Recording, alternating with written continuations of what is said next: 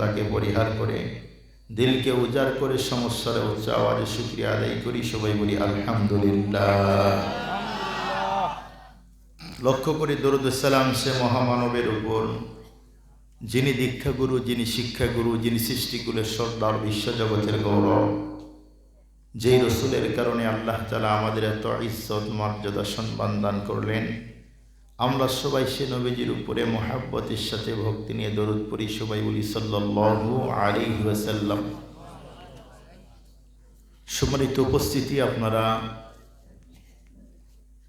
ক্বাবলাল মাগরিব অথবা বা'দাল মাগরিব থেকে হযরত উলামা ইকরামের জবান থেকে তত্ত্ববহুল আলোচনা শুনতেছিলেন। মাহফিলের শেষ পর্যায়ে আল্লাহ তাআলা আমার মতো অযোগ্য ব্যক্তিকে আপনাদের খেদমতে হাজির করে দিয়েছেন। আমি আল্লাহর উপরে পূর্ণ আস্থা এবং বিশ্বাস রেখে তার কালামে মাজিদ সূরা রহমানের 3খানা আয়াত তেলাওয়াত করেছি। রাসূল করিম সাল্লাল্লাহু আলাইহি ওয়াসাল্লামের অসংখ্য অগণিত হাদিসে মুবারাকা থেকে একখানা হাদিস আপনাদের খেদমতে পাঠ করেছি। এই 3খানা আয়াত রাসূলুল্লাহ সাল্লাল্লাহু আলাইহি ওয়াসাল্লামের হাদিসখানার সামনে নিয়ে গুরুত্বপূর্ণ একটি টপিক্সের উপরে আলোচনা করব। আপনারা দোয়া করেন আল্লাহ তাআলা যেন আমার জবান থেকে ওই জাতীয় কথা বের করে দেন, যে কথা বক্তা, শ্রোতা, বলনেওয়ালা, শুননেওয়ালা সকলকে বুঝে আমল করার তৌফিক দান করে। সকলে বলুন আমিন। সম্মানিত মুআজ্জাজ মুহতারাম হাজিরিন, আমার পূর্বে যিনি আলোচনা করলেন আপনাদের পরিচিত মানুষ। উনি যেখানে একবার বয়ান করে ওই কর্তৃপক্ষ আর তারে কখনো ছাড়ে না। তার মানে বয়ানটা খারাপ। কথা বলেন না কিনা ভাই? অনেক চমৎকার আলোচনা করে। আমি যখন ছাত্র তখন উনি তো বললই প্রায় 20 বছর হলে এখানে খোয়ায়। 20 বছর চমৎকার আলোচনা করে, মানুষের হৃদয়ে এমন আঘাত করে, মানুষ আঘাত পাওয়ার কারণেই আল্লাহ এবং রাসূলুল্লাহর মহব্বতে চোখের পানিগুলো ছেড়ে কান্না করে বয়ানে। আমরাও তার ছাত্র জামানায় বসে বসে বয়ান শুনছি আর কান্না করছি আর ভাবছি আল্লাহ কি কণ্ঠ দিয়েছে, কত সুন্দর করে বয়ান করতেছে নবীর কথা। মানুষ শুনে শুনে পাশে, ডানে, বামে, সামনে, পিছনে মানুষ হাউমাউ করে কান্না করতেছে। আল্লাহ পাকের শুকরিয়া, আল্লাহ তাআলা সেই মানুষটার সাথে আজকে একই চেয়ারে বসে বয়ান করার তৌফিক দিয়েছে। সকলে বলে আমিন, আলহামদুলিল্লাহ, শুকরিয়া। তো যাই হোক, রাত যেহেতু অনেক হয়েছে, রাত যেহেতু অনেক কান্নার বয়ান শুনলেন। সেই সুন্দর বয়ান 3টা 4টা পর্যন্ত বয়ান শুনলেন। কিন্তু যদি ফজরের নামাজ না পড়ি তাহলে এই বয়ান দিয়ে কোনো ফায়দা আছে? সবাই বললেন না যে ভাই এই বয়ানের কি কোনো ফায়দা হবে? না। ফায়দা হবে কেমন? ওই এক লোকের মতো হবে।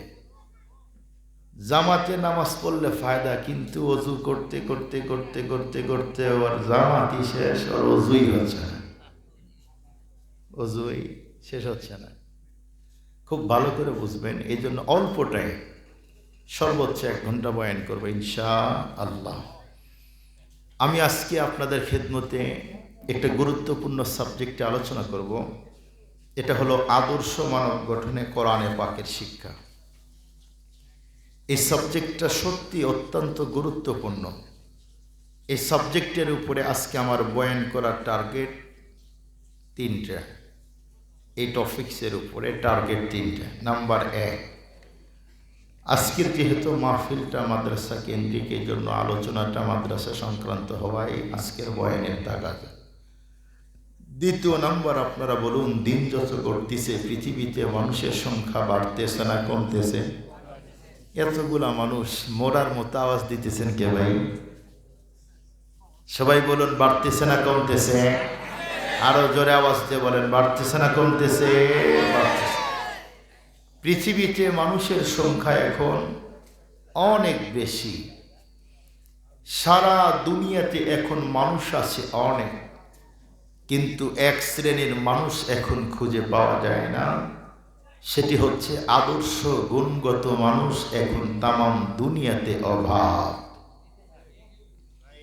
এ পৃথিবীতে ভাই আছে অনেক, ভাইয়ের অভাব নেই, কিন্তু খোঁজ করে দেখেন আদর্শবান ভাই এখন পাওয়া যায় না। এ পৃথিবীতে খোঁজ করে দেখেন বাবার অভাব নেই, কিন্তু আদর্শবান বাবাও এখন খুঁজে পাওয়া যায় না। এ পৃথিবীতে বিজনেসম্যান আছে অনেক, কিন্তু আদর্শবান বিজনেসম্যান এখন খুঁজে পাওয়া যায় না। এ পৃথিবীতে টিচার আছে অনেক, কিন্তু আদর্শবান টিচারও এখন খুঁজে পাওয়া যায় না। এ পৃথিবীতে মহিলা নারী আছে অনেক, রাস্তায় চললে মেয়ে মানুষ যদি বিমানে ওঠেন সেখানেও আছে, কিন্তু দুঃখের সাথে বলতে হয় সারা পৃথিবীতে এত নারী এত মহিলা, কিন্তু আদর্শবান মহিলা এখন খুঁজে পাওয়া যায় না। এ পৃথিবীতে আমরা ওয়াইজ বক্তা আছি অনেক, আদর্শবান বক্তাও এখন আমরা নাই। পৃথিবীতে ইমাম, মুয়াজ্জিন, খতিব, এরপরে মাদ্রাসা শিক্ষক, হুজুরও আমরা অনেক আছি, কিন্তু আদর্শবান হুজুরও আমরা এখন কম। তার মানে আগের যুগে শতকরা 95% মানুষ ছিল আদর্শবান, আর এখন শতকরা 5% আদর্শবান, তাও সন্দেহ। এখন টোটাল উল্টে গেছে। এখন কথা হলো হুজুর, পৃথিবীতে এত মানুষ কিন্তু আদর্শবান মানুষ কম, তাহলে আদর্শ মানুষ তৈরি হবে কেমনে? এই কথাটা আজকের ওয়াইনের 2 নাম্বার টার্গেট। কেমনে তৈরি হবে এ কথা বলবো ইনশাআল্লাহ। নাম্বার 3, আমরা জানি এ পৃথিবীতে যত শিক্ষা আছে তামাম শিক্ষাগুলি 2 প্রকার। একটা হলো বৈষয়িক শিক্ষা, মানব রচিত শিক্ষা, আর একটা হলো ইলমে ওয়াহি, কোরআনে পাকের শিক্ষা। কোন শিক্ষা অর্জন করলে আদর্শ মানুষ হওয়া যায়? মানব রচিত শিক্ষা নাকি ইলমে ওয়াহির শিক্ষা? কোন শিক্ষায় গুণগত আদর্শ মানুষ হওয়া যায়? এই 3 in 1, এই 3টা জিনিস একটার ভিতরে আসছে, এর নামই হলো আদর্শ মানব গঠনে কোরআনে পাকের শিক্ষা। তবে এই সাবজেক্টটা আপনাদের খেদমতে পরিপূর্ণ সহজ করে বোঝার জন্যে আমি সূরা রহমানের 3খানা আয়াত তেলাওয়াত করেছি। আল্লাহ তাআলা বলেন, আর রহমান, দয়াময় আল্লাহ, করুণাময় আল্লাহ, আল্লামাল কোরআন, যিনি কোরআন শিখালেন, খলাকাল ইনসান, যিনি মানুষ বানালেন। খুব ভালো করে বুঝবেন, দয়াময় আল্লাহ কোরআন শিখালেন, মানুষ বানালেন। হুজুর, তাহলে কি কোরআন শিক্ষা আগে, মানুষ হওয়াটা পরে? যদি কোরআন শিক্ষা আগে হয়, মানুষ হওয়াটা পরে হয়, তাহলে তো আল্লাহর বক্তব্য আর কাজের সাথে কোনো মিল নেই। মানে আপনারা বলুন, পৃথিবীতে মানুষ আসে আগে নাকি শিক্ষা অর্জন করে আগে? ভাই একটু আমাকে সহজ করেন, কথা বলেন। মানুষ আসে আগে নাকি শিক্ষা অর্জন করে আগে? মানুষ আসে আগে। তাহলে আল্লাহ পাক বললেন, দয়াময় আল্লাহ কোরআন শিখালেন, মানুষ বানালেন। তাহলে তো একটু বোঝা যাইতেছে যে দয়াময় আল্লাহ আগে কোরআন শিখাইছেন, এরপরে মানুষ বানাইছেন। তাহলে তো আল্লাহর বক্তব্য আর কাজের কোনো মিল নেই, গরমিল। তার মানে আল্লাহ মিথ্যা কথা বলে না। আল্লাহ কি বলেন? ওয়ামান আস্তাকু মিনাল্লাহি হাদিসা, আমার চেয়ে সত্যবাদী পৃথিবীতে কেউ নেই। আল্লাহ যদি এত সত্যবাদী হয়, তাহলে আল্লাহর বক্তব্য একরকম, আল্লাহ কাজ করলেন আর এক রকম। খুব ভালো করে বুঝবেন, আল্লাহর বক্তব্য ঠিক আছে, আল্লাহর কাজও ঠিক আছে, তবে আমরা বান্দা, আমাদের বুঝতে ভুল আছে। বলবেন হুজুর কেমনে ভুল? সহজ করে বোঝার জন্য মেসাল দিয়ে বুঝবেন। এই যে আমার হাতে কোরআন, এ 30 পারা কোরআন মন্থন করে দেখবেন, যত জায়গায় আল্লাহ তাআলা নাস শব্দ ব্যবহার করেছেন, ম্যাক্সিমাম জায়গা 2 অর্থে ব্যবহার করেছেন। এক নাস মানে জন্মগত মানুষ, আর এক নাস মানে গুণগত মানুষ। যেমন কোরআনে পাকে আল্লাহ তাআলা যত জায়গায় সামা শব্দ ব্যবহার করেছেন, ম্যাক্সিমাম জায়গা 2 অর্থে ব্যবহার করেছেন। এক সামা মানে মহাশূন্য, ওয়া আনজালা মিনাস সামা। আর এক সামা মানে মুজাসসাম, সুম্মা ইস্তাওয়া ইলাস সামা। এই সামা মানে মুজাসসাম, আসমান, যেগুলির সংখ্যা 7। খুব ভালো করে বোঝার জন্য চেষ্টা করবেন। এই সামা শব্দ যেমন দুই অর্থে ম্যাক্সিমাম জায়গায় আল্লাহ নিয়ে আসছে, কোরআনে পাকেও নাস শব্দ দুই অর্থে নিয়ে আসছে। আল্লাহ তাআলা বলেন, ইয়া আইয়ুহান নাসু উবুদু রাব্বাকুমুল্লাযী খালাকাকুম। এ নাস মানে জন্মগত মানুষ। কোরআনে পাকে রব্বুল আলামিন আরেক জায়গায় বলেন, وَإِذَا قِيلَ لَهُمْ آمِنُوا كَمَا آمَنَ النَّاسُ। हम फख्र से कहते हैं हमारे हैं सहाबा, अल्लाह हमें जन से प्यारे हैं सहाबा। उस चांद जो रोशन हुआ वतह ऊपर, उस चांद की ताबंद सितारे हैं सहाबा, उस चांद की ताबंद सितारे हैं सहाबा। अल्लाहु अकबर बोलें ना रे। এ নাস মানে গুণগত মানুষ। কারা? হযরতে সাহাবা একরাম। খুব ভালো করে বুঝবেন, জন্মগত মানুষ হতে চাইলে পৃথিবীর কোনো শিক্ষা কোনো জ্ঞানের দরকার নেই।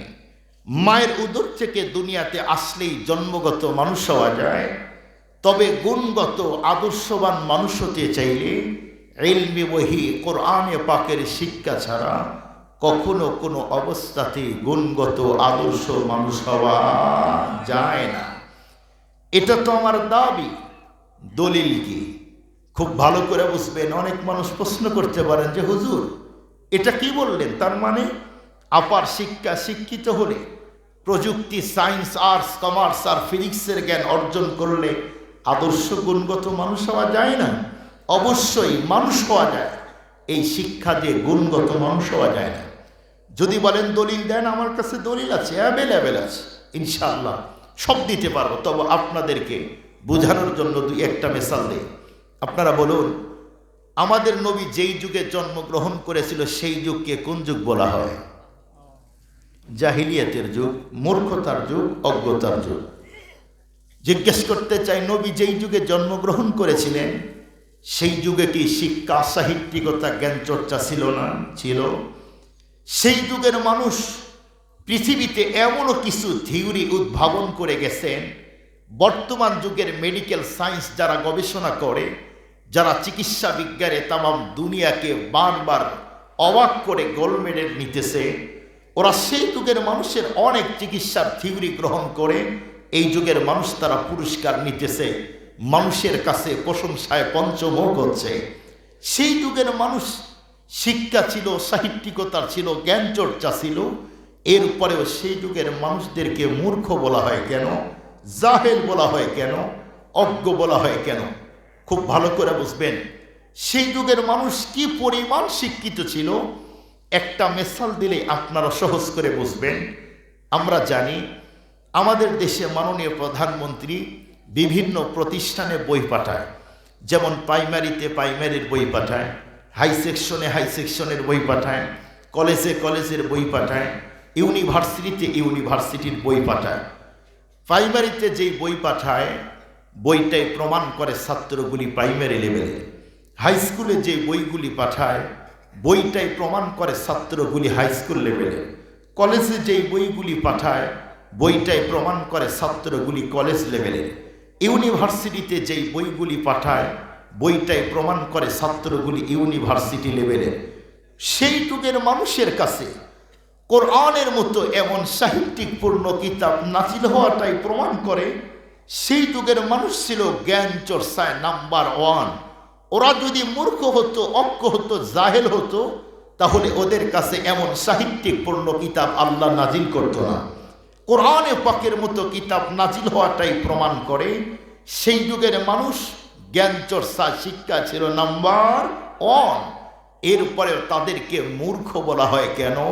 কারণ হলো সেই যুগের মানুষের কাছে সব বিদ্যা ছিল, এক বিদ্যা অ্যাবসেন্ট বন্ধ ছিল, সেইটা হলো ইলমে ওহী কোরআনে পাকের বিদ্যা।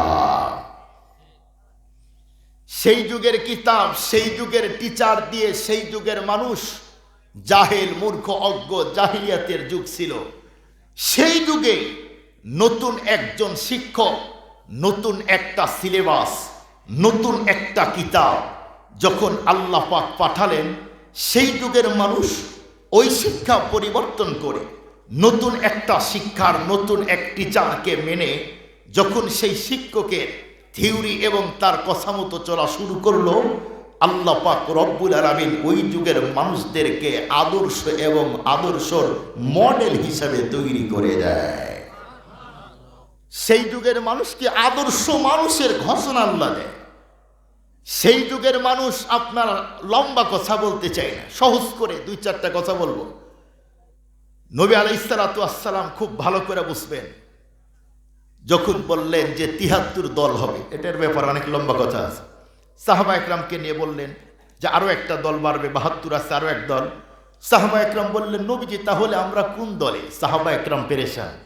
নবীজি বলল, দেখো তোমরা কোন দলে এটা না, নবীজি বললেন তোমরা তো এমন একটা কাফেলা, বলে এই 73-এর মধ্যে এক গ্রুপ জান্নাতে যাবে, বাকিগুলা জাহান্নাম। সাহাবা একরাম বললেন, ওগো নবীজি তাহলে আমরা কোন গ্রুপে? বলে সমস্ত জান্নাতি মানুষের মানা আলাইহি ওয়া সাহাবী, আমি এবং আমার সাহাবী সব মানুষের জান্নাতে যাওয়ার মডেল। সুবহানাল্লাহ ভাষায় গিয়ে বললেন। খুব ভালো করে বুঝবেন, সমস্ত সাহাবা একরাম, আমরা সাহাবা একরাম তো আমাদের জান্নাতে যাওয়ার মডেল। আল্লাহ তাআলা কি বলেন? ফাইন আমানু বিমিসলি মা আমানতুম বিহি ফাকাদ ইহতাদাউ, তাদের মতো ঈমানের কথা বলছে। আবার কি বলেন? ওয়া ইযা কিলা লাহুম আমিনু কামা আমানান নাস, বলে ওদের মধ্যে ঈমান আনো তাহলেই হবে। আল্লাহু আকবার বলেন। ওরা হলো জান্নাতের মডেল। বলুন তো ওদের চরিত্র, লাইফ স্টাইল সবগুলা চেঞ্জ হয়েছে সেই যুগের বিদ্যা দিয়া নাকি কোরআনের বিদ্যা? কোরআন। ওই যুগের মানুষকে মূর্খ বলা হতো কেন? ওই বিদ্যা দিয়ে তারা আদর্শ মানুষ হতে পারে নাই। যখন কোরআনে পাকের বিদ্যা গ্রহণ করলেন, কোরআনে পাকের সিলেবাস এবং কোরআনে পাকের শিক্ষকের কথা যখন গ্রহণ করলো, আল্লাহ পাক তাদেরকে আদর্শ মানুষ বানায় দিল। দ্বিতীয় নাম্বার, আপনারা বলুন কোন অশিক্ষিত মানুষ কি শিক্ষার বিরুদ্ধে চ্যালেঞ্জ করে? না। নবী যখন দ্বীনের দাওয়াত দিলেন, মক্কার মানুষগুলি বলতেছে কি, আরে মুহাম্মদ, সবাই বলেন সাল্লাল্লাহু আলাইহি ওয়াসাল্লাম, সে নবী হয় কেমনে? নবী হলে তো আসমান থেকে আসবে অথবা মাটি থেকে বের হবে।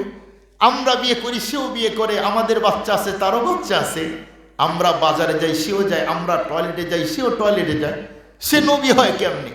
আবার নতুন একটা গ্রন্থ, ঐশী বাণী গ্রন্থ কোরআন, সেই কোরআনের কথা বলতেছে। সে আবার যে গ্রন্থ কোরআনের কথা বলে, এটা তার রবের পাঠানো না, আমরা চ্যালেঞ্জ করলাম এটা তার তৈরি করা। নাউজুবিল্লাহ বলেন। বলুন তো নবী কি তৈরি করেছেন? আল্লাহ পাঠিয়েছে। আল্লাহ পাঠিয়েছে। নবীজি তখন আল্লাহ পাক বললেন, নবীজি মক্কার মানুষ চ্যালেঞ্জ করে, কোরআন আপনি তৈরি করছেন, আপনি তাদেরকে বলেন তোমরা তো শিক্ষা সাহিত্যিকতার জ্ঞান রাখো, আমি তো একাডেমিক পদ্ধতিতে পৃথিবীর কোনো মানুষের কাছে জ্ঞান অর্জন করি নাই। এরপরে কোরআন যদি আমি তৈরি করে থাকি, তোমরাও তো মানুষ, আমিও তো মানুষ, তাহলে তোমরা কোরআনের মতো একটা কোরআন তৈরি করে দেখাও। ওরা যখন পারল না, আল্লাহ পাক কিছুদিন পূর্বে আয়াত নাজিল করলেন, ওয়া ইন কুনতুম ফি রাইবিম মিম্মা নাযালনা আলা আবদিনা ফাতু বিসূরাতিম মিন মিসলি, তোমরা যদি পারো একটা সূরা, এরপরে বলেন একটা আয়াত নাজিল করে দেখাও। দুই গ্রুপ যখন মক্কার মানুষগুলি পারল না, আল্লাহ পাক তার রাসূলকে বললেন, নবীজি তাদেরকে বলেন, ওরা তো মানব, ওরা তো মানুষ, ওরা যদি একা না পারে, জিন জাতি আছে, দানব আছে, এদেরকে একত্রিত করো, দুই গ্রুপ মিলে হলেও আমার কোরআনের মতো একটা কোরআন তৈরি করো। আল্লাহ তাআলা বলেন, কুল লা ইন ইজতামাআতিল ইনসু ওয়াল জিন আলা আন ইয়াতু বিমিসলি হাদাল কুরআন, একটা তৈরি করে দেখাও। দুই গ্রুপ মিলে যখন পারল না, আল্লাহ ফাইনাল আয়াত নাজিল করলেন কি, ফাইন লাম তাফআলু, যদি না পারো, ওয়ালান তাফআলু, কখনোই পারবে না। সুবহানাল্লাহ বলেন। এই আয়াতের দুই কথা, ফাইন লাম তাফআলু, যদি না পারো, ওয়ালান তাফআলু, কখনোই পারবে না। এই আয়াতের গভীর পর্যন্ত বোঝার জন্য একটা মিসাল দিলে বুঝবেন। আল্লাহ যে আমাদেরকে দুনিয়াতে পাঠিয়েছে, আল্লাহ আমাদের যে মেডিসিন আর মেটেরিয়াল দিয়ে তৈরি করে পৃথিবীতে পাঠিয়েছে, আল্লাহ জানে এ মানুষ দুনিয়াতে যাওয়ার পরে অ্যাপল ইভেন আবিষ্কার করবে, কম্পিউটার আবিষ্কার করবে, ডেস্কটপ আবিষ্কার করবে, আইপ্যাড আবিষ্কার করবে মহাশূন্যর উপরে যাওয়ার জন্য, এবং মহাশূন্যর উপরে টনকে টন জিনিস নিয়ে যাওয়ার মতো জিনিস আবিষ্কার করবে। মানুষগুলি পানির মধ্যে দিয়ে টনকে টন জিনিস নিয়ে যাওয়ার মতো জিনিস আবিষ্কার করতে সক্ষম হবে। কিন্তু আমি আল্লাহ যে কোরআন পৃথিবীতে পাঠাইলাম, এই মানুষ তার মেধা আর মস্তিষ্ক আর জ্ঞান দিয়া অনেক কিছু আবিষ্কার করতে সক্ষম হলেও আমি আল্লাহর কোরআনের মতো একটা কোরআন তারা তৈরি করতে পারবে না। এজন্য বললেন ফাইল্লাম তাফআলু, যদি না পারো ফালান তাফআলু, কখনোই পারবে না। আল্লাহ জানে যে আমি যেই মেধার যোগ্যতা দিয়েছি, কিয়ামতের আগ পর্যন্ত অনেক কিছু আবিষ্কার করতে সক্ষম হবে, কিন্তু আমি আল্লাহর কোরআনের মতো কোরআন তৈরি করতে পারবে না। মনে রাখবেন, 1400 বছর পূর্বে যেমন তারা কোরআনে পাকের কোরআনকে জমিন থেকে তাড়িয়ে দেওয়া, মাইনাস করা ষড়যন্ত্র করেছে, 1400 বছর পরে যারা কোরআনকে মাইনাস করতে চেয়েছিল, তারা যেমন 1400 বছর পূর্বে পারে নাই, 1400 বছর পরেও যারা নাস্তিক আর মুরতাদ, এদেশের কিছু মুসলমানের মধ্যে মুনাফিক যারা, এরা যদি একত্রিত হয় সম্মিলিতভাবে প্রচেষ্টায় আল্লাহর কোরআন থেকে, আল্লাহর কোরআনকে জমিন থেকে তাড়িয়ে দিতে পারবে না। এটা আল্লাহর কোরআন। এ কোরআন পৃথিবীর কোনো মানুষ সরাইতে পারবে না। এ কোরআন তো তামাম দুনিয়াতে একটা বাতি। কোরআনকে ফু দিয়ে নিভানোর মতো যোগ্যতা পৃথিবীর কোনো মানুষের নাই, কোনো বাতাসও তৈরি হয় নাই যে আল্লাহর কোরআনকে জমিন থেকে তাড়িয়ে দিবে। একটা মিসাল দিয়ে সামনে কথা বলবো ইনশাআল্লাহ। এখন তো মাননীয় প্রধানমন্ত্রী উদ্যোগে ঘরে ঘরে বিদ্যুতের ব্যবস্থা হয়েছে। আগে তো ছিল না, সব ঘরে ঘরে ছিল না, শহরে ছিল। একদম গ্রামের এক ছেলে, ও জীবনে কারেন্ট দেখে নাই, ঢাকায় গিয়েছে। যাওয়ার পরে যেই অফিসে ওর চাকরি হয়েছে, ওই অফিসে বস সন্ধ্যার দিকে বলছে, বাবা এখন তো অফিস টাইম শেষ, বাসা যেতে হবে, তুমি বাতিটা অফ করে, বাল্ব অফ করে নিচে আসো। ও চিন্তা করছে কিরে বাতি অফ করে কেমনি, ও তো জানে না। যেই জায়গায় বাতি, ওই জায়গায় লাল বাতি ছিল আগে, ওইটারে ফু দেয় কিন্তু নিভে না। ও তো পেরেশান, কিরে ফু দিলাম নিভল না কেন, গ্রামে তো বাতি এভাবেই নিভাইছি। ও আবার ফু দেয়, নিভে না।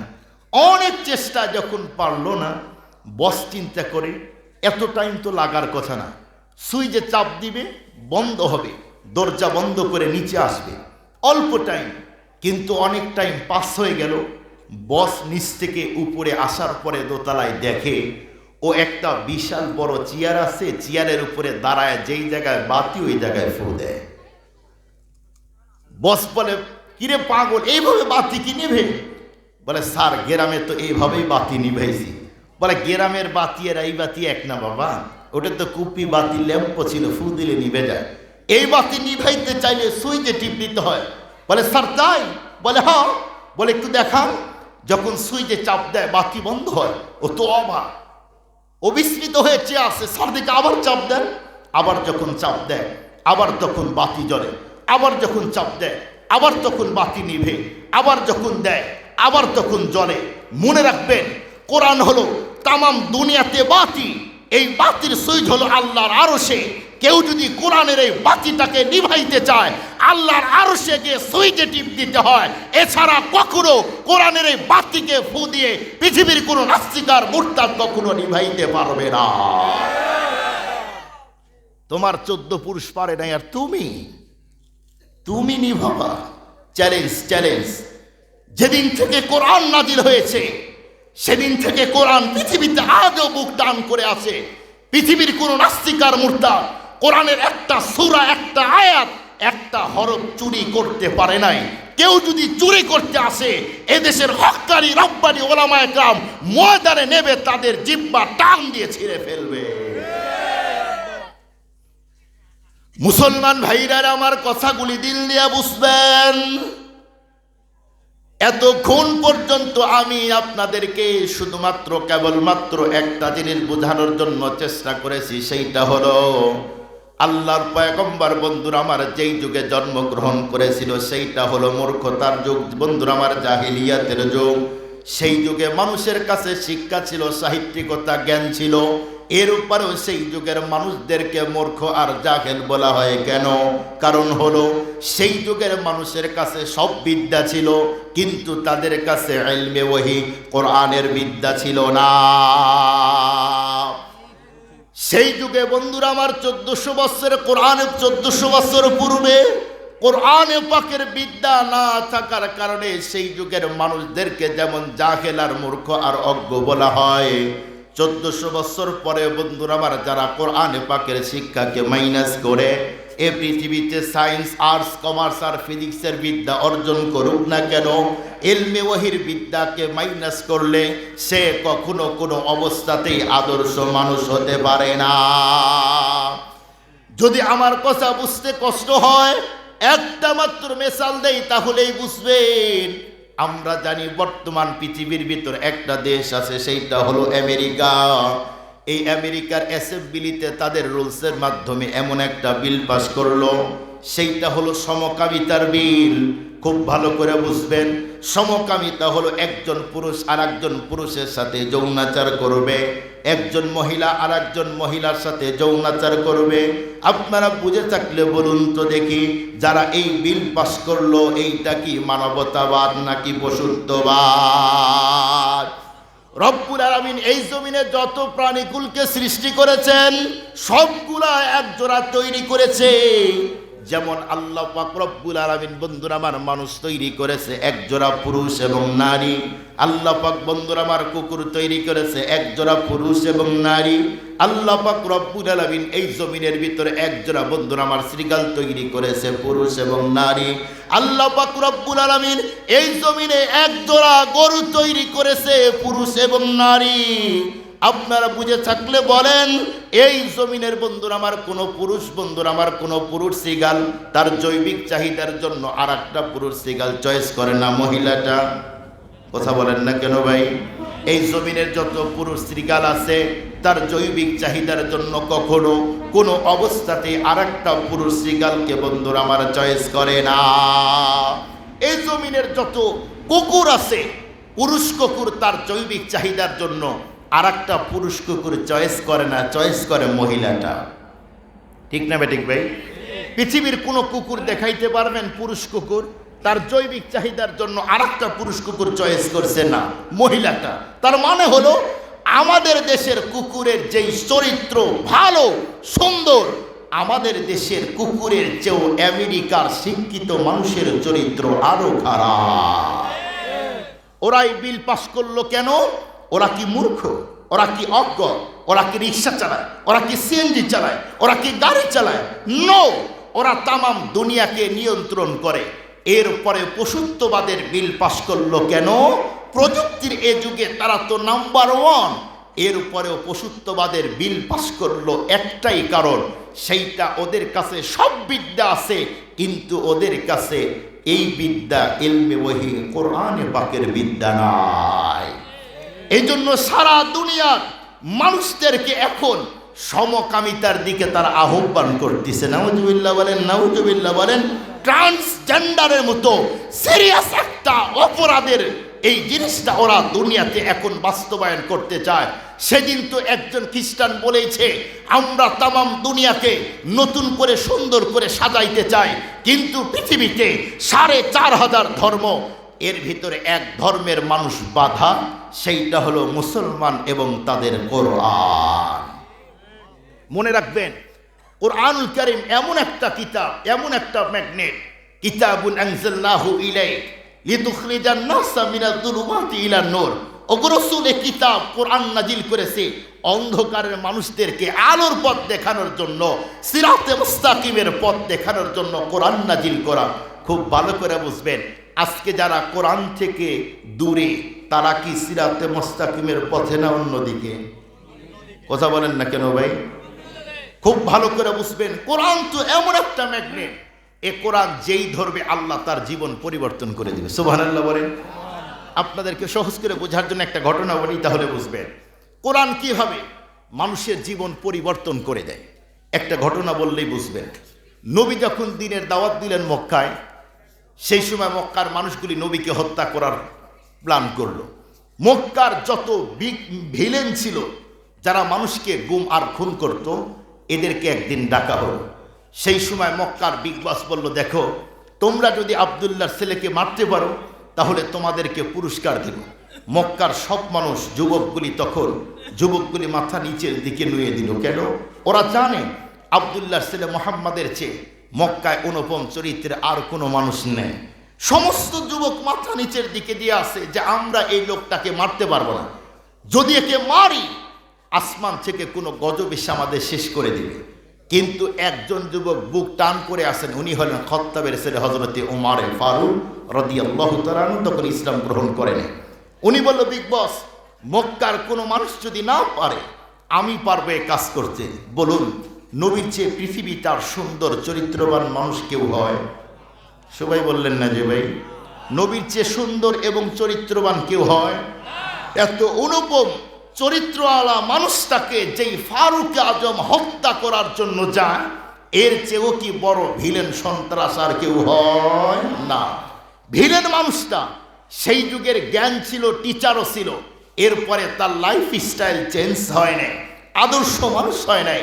ওমরে ফারুক যখন নবীকে মারতে যায়, হত্যা করতে যায়, নবীজি যখন শুধু সিলেবাস চেঞ্জ করেছে, কোরআনে পাকের বিদ্যা যখন দিয়ে দিলেন, ফারুক আজম যেই নবীকে হত্যা করার জন্য গিয়েছিল, ওই নবীর জন্য এখন নিজের জীবন দেওয়ার জন্য যায়।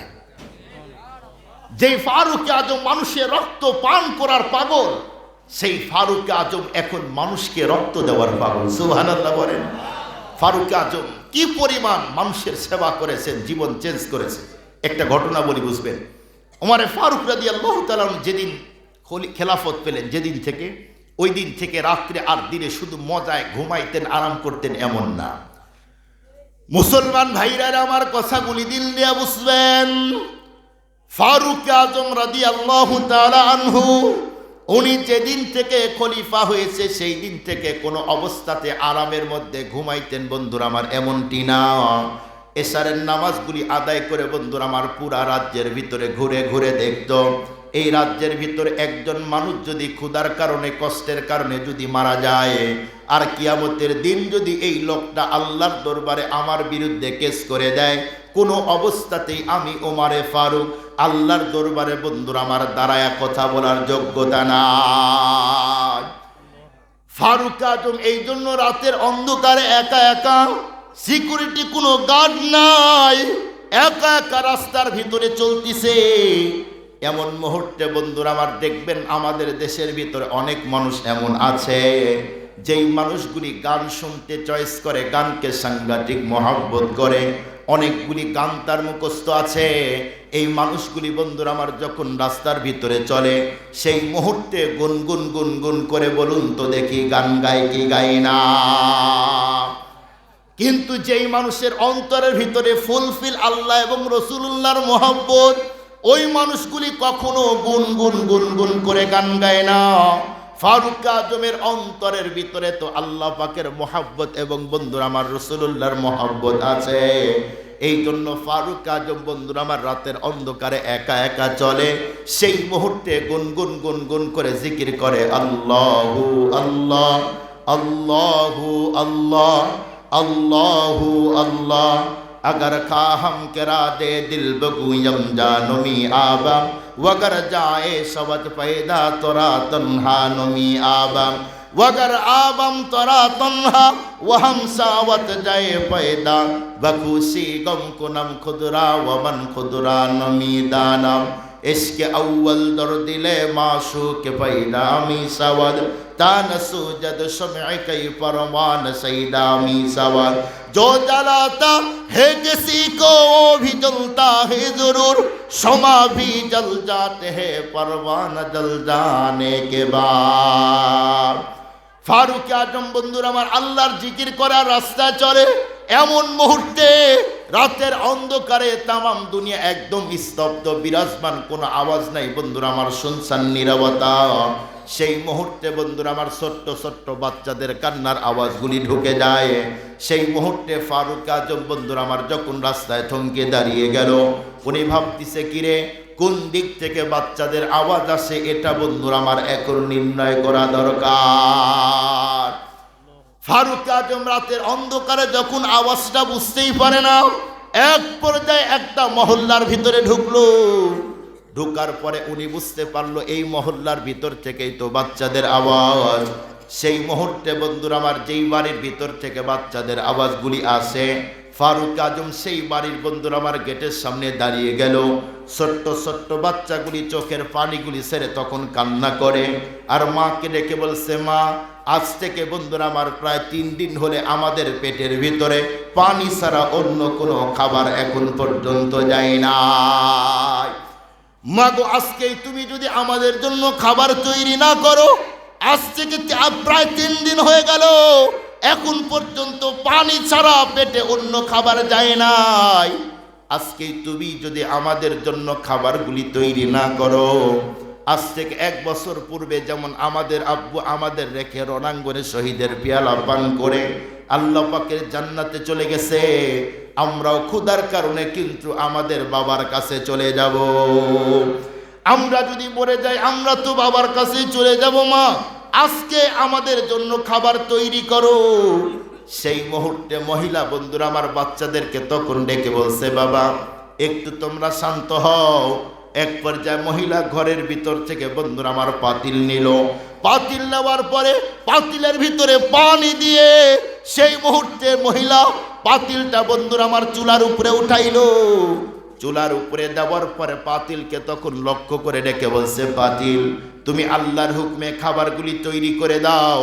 যদি এই মুহূর্তে তোমার ভিতর থেকে খাবারগুলি তৈরি না হয়, আর আমার সন্তান যদি ক্ষুধার কারণে মৃত্যুবরণ করে, আমি মা কোনো অবস্থাতেই এই জমিনের ভিতরে বাঁচতে পারবো না। আমার সন্তান হলো আমার বাঁচার সম্বল, আমার সন্তান ছাড়া জমিনে আমার কেউ নাই।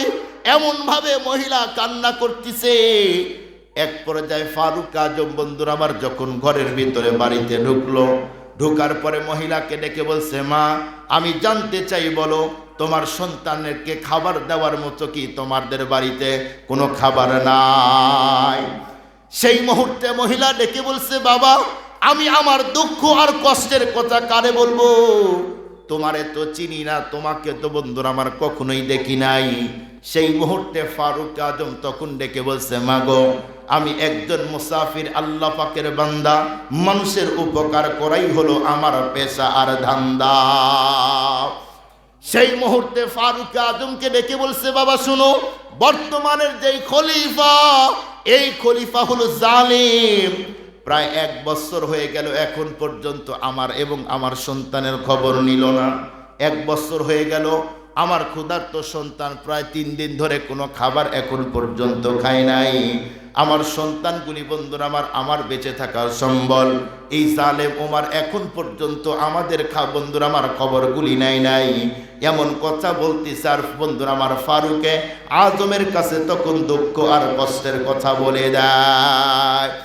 ফারুক আজম তখন ডেকে বলছে, মা এই গভীর রজনীতে আমি যদি তোমার জন্য খাবার আনি, এমনকি তোমার সন্তানের জন্য যদি এই মুহূর্তে খাবারগুলি আনতে যাই, তুমি কি আমার কাছ থেকে খাবারগুলি গ্রহণ করবা?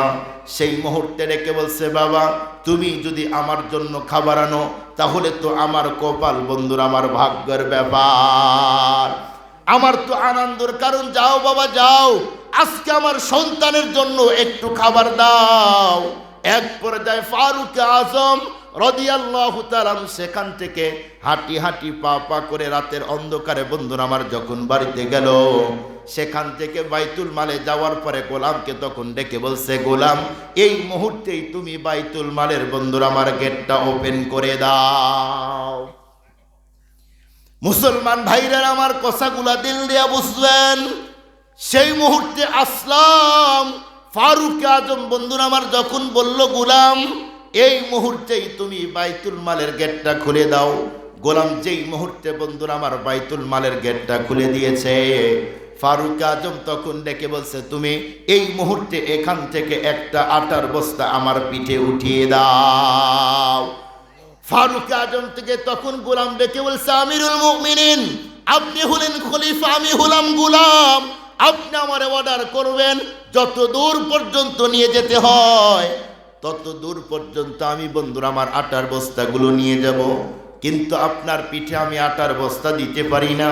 ফারুক আজম তখন ডেকে বলছে, গোলাম, আমি এই মুহূর্তে তোরে অর্ডার করলাম, তুই আমার পিঠে আটার বস্তা উঠায় দে।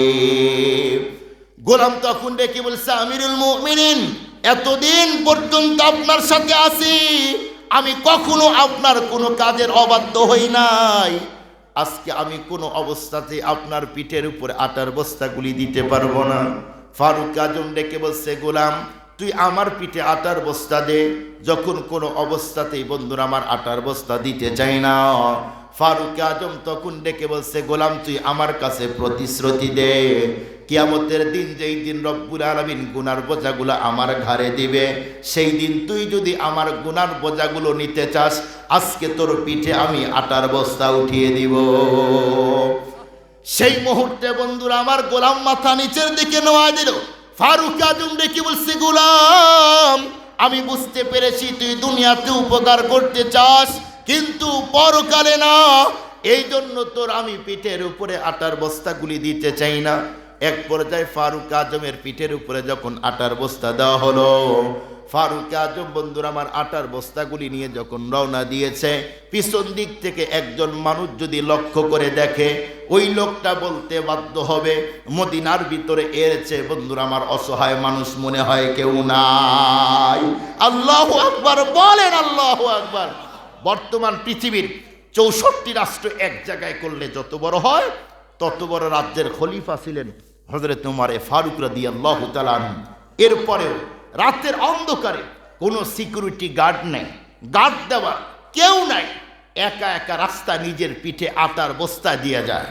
একদম তৃণমূল পর্যায়ের এতিম অসহায় বিধবা মহিলার বাড়িতে খাবার পৌঁছিয়ে দেয়।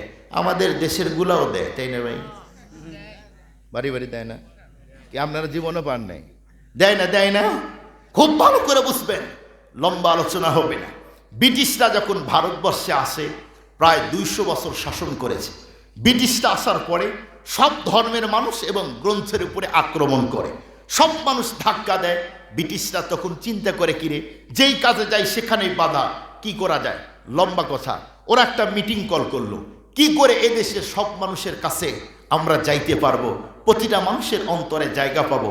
তখন একজন ব্রিটিশ বলল, দেখো, আমি যদি তোমাদেরকে একটা তথ্য দেই, আর আমার এই তথ্য যদি শোনো, মাত্র কয়েক বছরের ভিতরে পুরা ভারতবর্ষের সব মানুষের অন্তরে তোমরা জায়গা পাবে।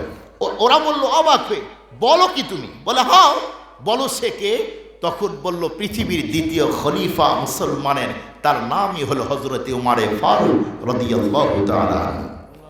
উনি যেইভাবে সমাজ আর দেশকে পরিচালনা করছে, ওইভাবে যদি তোমরা করো, দেখবে এদেশের হিন্দু, বৌদ্ধ, ইহুদি, নাসারা, মাজুসি যা আছে, সব ধর্মের মানুষের অন্তরে জায়গা করে নিতে পারবা। আমরাও বলতে চাই, এত চেয়ার নিয়ে টানাটানির দরকার নাই, শুধু কোরআন আর হাদিস মানেন, কোরআনের পক্ষে আছেন। ফারুক আজম যেইভাবে সমাজ আর দেশ পরিচালনা করছে, ওইভাবে করেন, এদেশের সব মানুষ আপনার চেয়ারের পক্ষে থাকবে। বিপক্ষে যায় কেন? গরিব অসহায় মানুষের পায়খানার পাট খান, খায় না, কম্বল খান, এই জন্য তো কেউ কাছে যায় না। কি ভাই, তাই না? এই জন্যই তো কেউ কাছেই যায় না। গরিব অসহায় মানুষের বাড়ি বাড়ি খোঁজ নেন, কার বাড়িতে মেয়ে আছে বড়, বিয়ে দিতে পারে না, বিয়ের ব্যবস্থা করে দেন। কার বাড়িতে শীতের দিনে কম্বল দরকার, কম্বল দেন। কার বাড়িতে খাবার নাই, খাবার পৌঁছিয়ে দেন। এই মানুষগুলি একদিন আপনার জন্য জীবন দিতে যাবে। আপনি তা না করে উল্টাটা করবেন, তাহলে তো ভেজাল হবেই। কি ভাই, তাই না? মুসলমান ভাইরা আমার কথাগুলি দিল দিয়া বুঝবেন। এক পর্যায়ে ফারুক আজম রাদিয়াল্লাহু তাআলা আনহু হাঁটি হাঁটি পা পা করে আটার বস্তাগুলি পিঠের উপরে বহন করে যখন মহিলার বাড়ি পর্যন্ত গিয়েছে, যাওয়ার পরে সেই মুহূর্তে তখন মহিলাকে ডেকে বলছে, মা, এই যে তোমার কাছে আমি আটার বস্তা দিলাম, এই মুহূর্তেই তুমি নিজের হাত দিয়ে সুন্দর করে এখন তুমি রুটিগুলি বানাও। যেই মুহূর্তে মহিলা নিজের হাত দিয়ে রুটিগুলি বানাইতেছে, ফারুক আজম তখন ডেকে বলছে, মাগো এখন যদি অনুমতি দাও তাহলে নিজের হাত দিয়ে রুটি ভাজার কাজগুলি করতে চাই। ফারুক আজমকে বন্ধুরা আমার যখন অনুমতি দেওয়া হলো, ফারুক আজম সেই মুহূর্তে বন্ধুরা আমার নিজের হাত দিয়ে মহিলার সাথে সেই মুহূর্তে বন্ধুরা আমার রুটি ভাজার কাজে নিয়োজিত হয়ে যায়। অনেকগুলি রুটি ভাজা যখন হয়ে গেল, ফারুক আজম ডেকে বলছে, মা এই মুহূর্তে তুমি আমারে অনুমতি দাও, নিজের হাত দিয়ে তোমার সন্তানের ক্ষুধার্ত সন্তানের মুখের ভিতরে খাবারগুলি দিতে চাই। এক পর্যায়ে বন্ধুরা আমার যখন ফারুক আজম অনুমতি পাইল, নিজের হাত দিয়ে বন্ধুরা আমার ক্ষুধার্ত বাচ্চাদের, এতিম বাচ্চার মুখের ভিতরে যেই মুহূর্তে বন্ধুরা আমার খাবারগুলি দেয়, ক্ষুধার্ত বাচ্চাগুলি বন্ধুরা আমার অন্তিম মুহূর্ত গুনতেছিল। ওদের মুখের ভিতরে খাবারগুলি দেওয়ার পরে অল্প টাইমের ভিতরেই তাদের শরীরের ভিতরে শক্তি এসে যায়। ছোট্ট ছোট্ট বাচ্চা তো বন্ধুরা আমার তিনজন, যখন তাদের পেটে আর কোনো ক্ষুধা নাই, সেই মুহূর্তে এক ভাই আর এক ভাইয়ের সাথে আনন্দ করে, এক ভাই আর এক ভাইকে ধাক্কা দেয়। ফারুক আজম বন্ধুরা আমার তাদের দৃশ্যগুলি দেখার পর নিজের চোখের পানি ধরে রাখতে পারল না। সেই মুহূর্তে হযরতে ওমর ফারুক চোখের পানিগুলো ছেড়ে তখন কান্না করা শুরু করে দেয়। মহিলা তখন এসে বলল, বাবা রাতের অন্ধকারে কেউ নাই, তামাম দুনিয়া স্তব্ধ বিরাজমান, তুমি আমার কাছে আটার বস্তা দিলে, আবার খাবার তৈরি করলে, আবার বাচ্চাদের খাবার দিলা, আর তুমি এভাবে কান্না করো কেন? ইতিহাসে দুই রকম কথা আসছে এবং এই ঘটনা আমি অনেকজনের কাছ থেকে শুনছি, কিতাবে আসছে। কিতাবের ভিতরে কিতাবওয়ালা ইতিহাসের কিতাবে লেখেন, ফারুক আজম মহিলাকে বলল, মাগো আমি কান্না করি, এটা আনন্দের কারণে কান্না। দ্বিতীয় নাম্বার, কান্না করেছেন ফারুক আজম, ওনার টেনশন, 1 বছর পর্যন্ত এতিমের বাড়িতে খাবার দেই নাই, বিধবা মহিলার বাড়িতে খাবার দেই নাই, এর জন্য বাচ্চাগুলি যদি মরে যাইতো, কিয়ামতের দিন যদি আমাকে জিজ্ঞেস করতো, ওমর তুমি ছিলে খলিফা, তোমাকে আমি চেয়ার দিয়েছিলাম, কিন্তু তোমার রাজ্যে এতিম সন্তান ক্ষুধার কারণে মরে গেছে, ক্ষুধার কারণে মারা যাওয়ার কারণে এর জবাব দিয়ে যাও, এই ভয়ে উমারে ফারুক কান্না করতেছিল। কিন্তু দুঃখের সাথে বলতে হয়, উমারে ফারুক উনি কে? যার ব্যাপারে আল্লাহ নবী বলেন আবু বকর ফিল জান্নাহ, ওমর ফিল জান্নাহ। ফারুক আজমের ব্যাপারে আল্লাহ নবী নিজে জবানে বলে গেছেন যে ওমর রাদিয়াল্লাহু তাআলা আনহু আল্লাহ ওনার জান্নাত দিয়েছে, সার্টিফিকেট দিয়েছে। ফারুক আজমকে যে জমিনে একটা কথা বলছেন, আসমানে আল্লাহ উঠায় নিয়ে মডিফাই করে কোরআনের আয়াত নাজিল করে দেয়। ওমরে ফারুককে, যাকে আল্লাহ তাআলা কিয়ামতের দিন আল্লাহর পক্ষ থেকে সালাম দিবে, উনি হলেন হযরতে ওমর। এতিমের হক নষ্ট করতেছে, ভাবতেছে এটা ভয়, উনি কান্না করে। আর আমাদের দেশের মানুষ এতিমের সম্পদ খায় কি খায় না? কথা বলেন ভাই। এতিমের সম্পদ দরিদ্র অসহায় লোক, যাদের কেউ নাই, মামা খালু নাই। মামা খালু বুঝেন কি আপনারা? মামা নাই, খালু নাই, চেয়ারে কোনো লোক নাই, নেত্রী নাই, এই সমস্ত লোকের জায়গা সম্পদ জোর করে এ সমাজের মানুষ এখন দখল করে খায়। হাজারো মানুষ আছে। ওমরে ফারুক তার অন্তরের ভিতরে ভয়, না জানি আমি এতিমের হক নষ্ট করছি। আল্লাহর কোরআন পড়েন, আল্লাহ পাক স্পষ্টই বলেন, কেউ যদি এতিমের হক নষ্ট করে, এতিমের সম্পদ খায়, সে যেন এতিমের সম্পদ খায় না, জাহান্নামের আগুন তার উদরে পেটে ঢোকায়। এই সমাজে এখন এতিমের হক নষ্ট করা হচ্ছে, এতিমের হক এখন এতিমের সম্পদ দখল করে খাচ্ছে। দুঃখের সাথে বলতে হয়, এই সমাজে অশিক্ষিত মানুষ যেই পরিমাণ এতিমের সম্পদ খায়, এর চেয়ে বড় টাই পরা, কোট পরা, শার্ট পরা, এরপরে বড় চেয়ারে বসে ওরা আরো এতিমের সম্পদ বেশি খায়। অশিক্ষিত মানুষ যেই পরিমাণ এতিমের সম্পদ খায়, এর চেয়ে শিক্ষিত মানুষ আরো কয়েকশো গুণ বেশি খায়। বলবেন হুজুর কি বলেন? হ্যাঁ, প্রমাণ নেন, প্রমাণ নেন। আপনারা বলেন, এদেশের সরকার এতিম, অসহায়, পঙ্গু, যার হাত নাই, পা নাই, কারো দুইটাই নেই, কারো ঘর নাই, বাড়ি নেই, এই জাতীয় লোক আছে না নাই? আছে। এদের জন্য সরকার কিছু বাজেট করে যে এই টাকা এতিমদের জন্য, এটা গরিবদের জন্য। দেখবেন যখন এই টাকা উঠাইতে যায় কিছু ভদ্রলোক খুব ভাবে বসে থাকে, এই টাকা উঠাইতে গেলে কলমের খোসায় অর্ধেক ওরা গায়েব করে দেয়। দেয় না দেয় না? বলে এই টাকা উঠাইতে এই লাগে সেই লাগে, আরে ও তো রিক্ত হস্ত, কিচ্ছু নাই, ও তো এতিম অসহায়, ঘর নাই বাড়ি নাই, সরকার দয়া করে তাদেরকে দিল আর তুমি কলমের খোসায় গায়েব করে দাও। এরাই নাকি এদেশের আদর্শ সন্তান। আমরা বলতে চাই, এরাই যদি এদেশের আদর্শ সন্তান হয় তাহলে এদেশের চিটার বাটপাড়া ডাকাত আর ডুপ্লিকেট কারা? যারা এতিমের সম্পদ দখল করে খায়, এদের চেয়ে বড় ডাকাত আল্লাহর জমিনে কেউ হতে পারে না। ডাকাত তো ডাকাতি করতে গেলে হাত নাই পা নাই পঙ্গু কিচ্ছু নাই, ডাকাতির দয়া তার ছাইড়ে দেয়, কিন্তু এ তো ছাড়েই না। এ হলো আইনুদ্দিন আল আজাদের ওই কথা, এরা হলো শিক্ষিত শয়তান। কি ভাই কথা বলেন? আপনারা বলুন, আপনারা আমাকে একটা কথা বলেন। ধরেন আপনাদের এই মাদ্রাসা আমি চাকরি করি, ধরেন মক্তবে চাকরি করি, কায়দা পড়াই, অনেক জায়গায় ওয়াজ করি, এই এলাকার সবচেয়ে বড় ধনী। আমাকে বলেন হুজুর জি বলেন। বলে আমার এক নাতি আর নাতনি আছে, কি করতে হবে? বলে পড়াইতে হবে। কি পড়বে? কোরআন। হুজুর আমার নাতি আর নাতনি আপনার কাছে যে পড়বে ফিরি ফিরি না, তাই কি দিবেন? বলে একটা গাড়ি দিব, বাড়ি দিব, মোবাইল দিব, জামা দিব, খাবার দিব, অনেক সুবিধা। মোল্লা মানুষ চিন্তা করলাম, জীবনে তো এই চাকরি 6,000 7,000 বেতন দিয়ে বাড়ি পাবো না, রাস্তায় চলার গাড়ি, এটা তো হতেই পারে না। হুজুর মানুষ দোকানে যায়, মাছের আড়তে ঘুরে, বড় লোকেরা ইলিশ কিনে আর হুজুর ইলিশের কাছ দিয়ে ঘুরে আর চিন্তা করে যে আল্লাহ কোন দিন তুমি সম্পদ দিবে ছেলের জন্য একটা ইলিশ কিনবো। ওরা বাংলা ইলিশ কিনে পাঙ্গাস, টাকা কম যে কি ভাই, তাই না? টাকা দেয় না, একদম বেতন কম। কি করবো? একটা ইলিশ 1200-1400 টাকা দাম, একটা কিনলেই টাকা শেষ। খুব ভালো করে বুঝবেন। তো আমি ভাবলাম ঠিক আছে আগামীকালকে পাঠাই দিন। আমি বললাম পাঠাই দিন। পরের দিন যখন তার নাতি আর নাতনি আসছে, জিজ্ঞেস করলাম তোমরা কেন আসছো? পড়তে। কি পড়বে? কোরআন। টাকা এনেছো? টাকা আনি নাই, যাও তোমাদেরকে পড়ানো হবে না, তাড়িয়ে দিলাম। দ্বিতীয় দিন আবার আসছে, তোমরা কেন আসছো?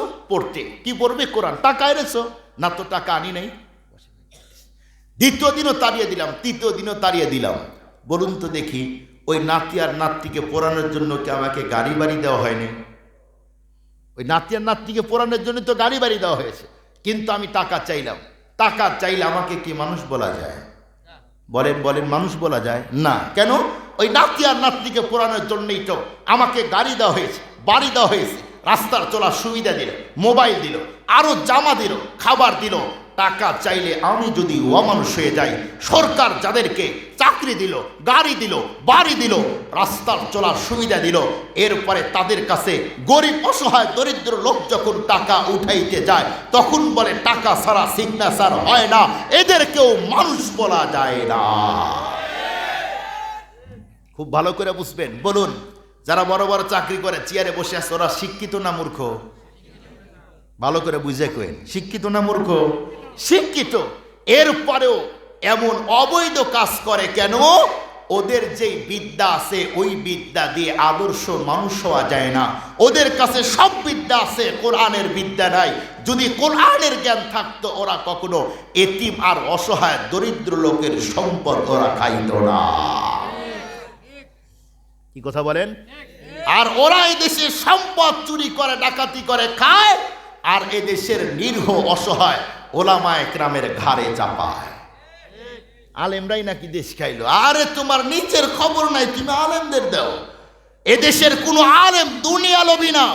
যদি আলেমরা দুনিয়ার পাগল হতো, সম্পদের পাগল হতো, কোনো আলেম 6,000 আর 7,000 আর 8,000 টাকা বেতনে মসজিদ আর মাদ্রাসা নিয়ে পড়ে থাকতো না। ওরা অটো চালাইতে পারে, সিএনজি চালাইতে পারে, প্রাইভেট কার চালাইতে পারে, ইচ্ছা করলে রাস্তায় চললে 20,000 টাকা প্রতি মাসে ইনকাম করতে পারে। বলেন আমি কি পারবো না চালাইতে? অটো চালাইতে পারবো না? আমি সিএনজি চালাইতে পারবো না? ভ্যান চালাইতে পারবো না? ভাই দোকানদারি করতে পারবো না? সব পারবো।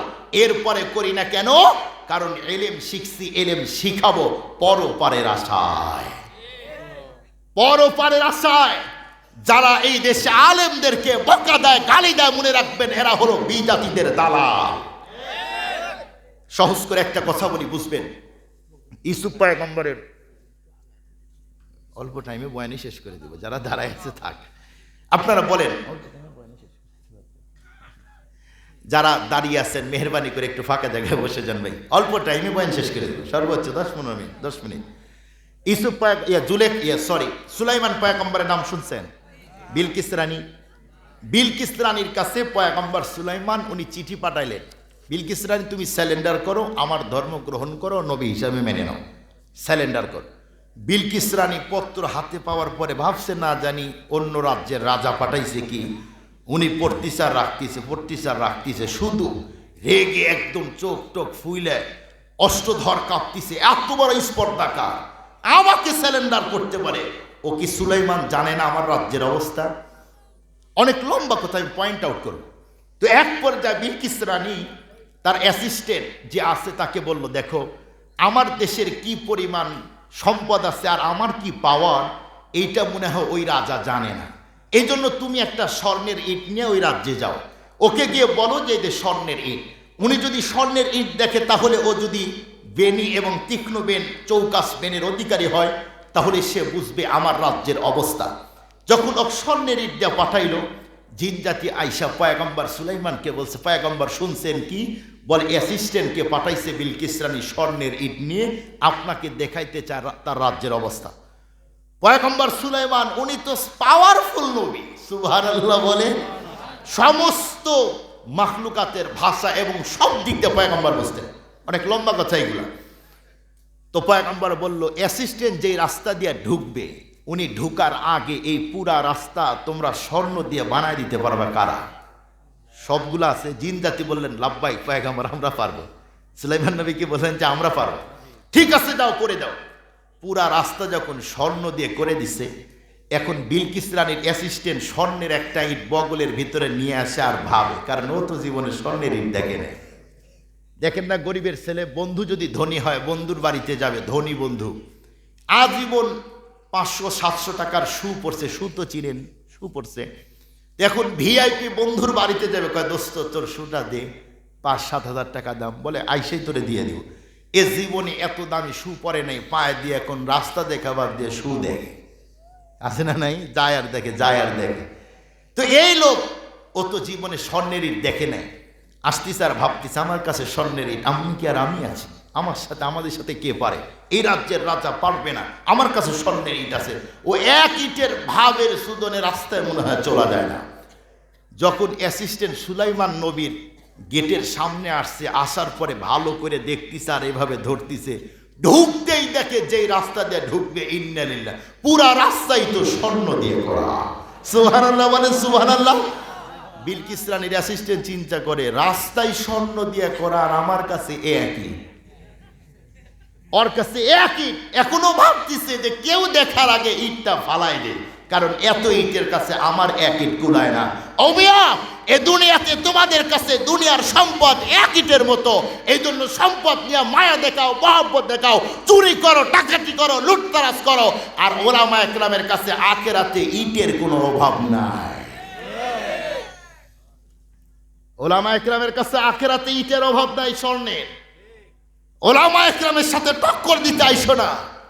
এ দুনিয়াতে তুমি যদি এমপির ছেলেকে দেখলে ভয় পাও, আমরা তো আল্লাহর পরিবারের লোক, আল্লাহর নবী বলে।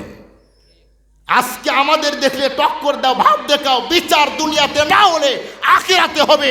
আজকে যারা জেলার জুলুম করে, আলেমদের উপরে আঘাত করে, এদের বিচার জমিনে না হলেও আখিরাতে হবে, ঠেকাইতে কেউ পারবে না। হিসাব করে কাজ করো, হাসিব কবলা ইনতাহাসাব, ফ্রেশ করে যাও, ভেজালে পড়বা। এই কথা বলেন ঠিক না ঠিক ভাই? মুসলমান ভাইরা আমার কথাগুলি দিল দিয়া বুঝবেন। এক পর্যায়ে ফারুক আজম রাদিয়াল্লাহু তাআলা আনহু, সেই মুহূর্তে বন্ধুরা আমার, সেখান থেকে ওঠার পরে মহিলাকে তখন ডেকে বলছে, মা, আল্লাহ পাক রব্বুল আলামিন যতদিন পর্যন্ত এই জমিনের ভিতরে আমাকে বাঁচার তৌফিক দেয়, প্রতি মাসে মাসে তোমার বাড়িতে খাবারগুলি পৌঁছিয়ে দিব। এর জন্য তোমার বন্ধুরা আমার বিন্দু মাত্র টেনশন করতে হবে না।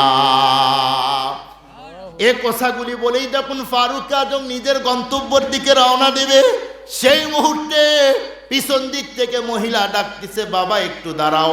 ফারুক আজম বন্ধুরা আমার যেই মুহূর্তে দাঁড়িয়ে গেল, ফারুক আজমের সামনে যাওয়ার পরে রাস্তা ব্লকিং করে দিল। যাওয়ার পরে ডেকে বলছে, বাবা আমি তোমাকে বন্ধুরা, তোমার কাছে বন্ধুরা আমার জানতে চাই, তোমার পরিচয় ঠিকানা বলো। সেই মুহূর্তে ফারুক আজম বন্ধুরা আমার চিন্তা করে দেখলো, এখন যদি আমার মূল পরিচয় দেই, কোনো অবস্থাতেই মহিলা এই জায়গায় দাঁড়াই থাকতে পারবে না। মহিলা সেন্সিয়ার হয়ে জমিনে পড়ে যাবে।